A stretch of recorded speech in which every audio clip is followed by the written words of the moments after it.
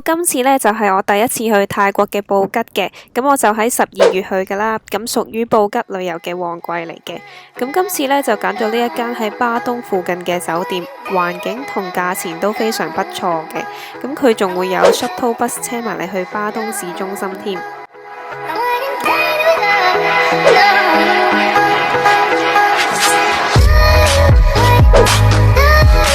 喺巴東食過咁多間泰國菜呢，我覺得 No.6 呢一間係最好食嘅，而且價錢呢都非常之平啦，特別係佢嘅 Pad Thai 呢真係超好食。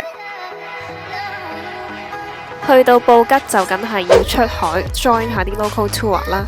咁呢間呢位於酒吧街嘅 Coconut Travel 呢，佢服務非常之好嘅，咁而且解釋得都好詳盡，仲會有 discount 俾埋你添㗎。第一個 local tour 呢就未出海住嘅 ，join 咗呢一個 zip line 玩住先啦。咁佢有幾個 plan 俾你揀嘅，就因應 zip line 嘅數量而定。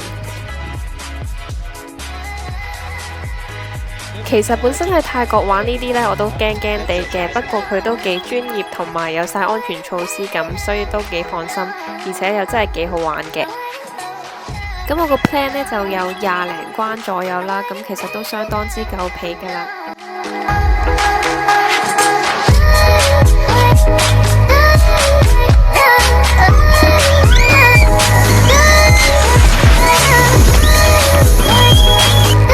同埋玩完之後呢，佢都會有生果俾你食嘅，咁你就可以 refresh 一下啦。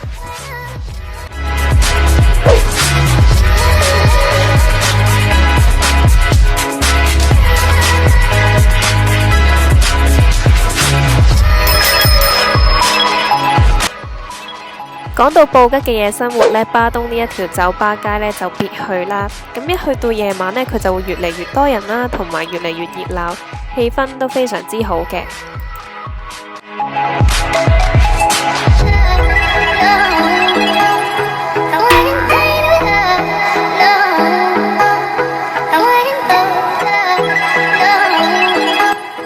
布吉之旅嘅 Part 1呢就係咁多先啦，咁其實之後呢，我就連續3日都出咗海嘅，咁下一 part 就會講下我去咗邊啦，咁記住 thumbs up 同 subscribe 我個 channel 啦。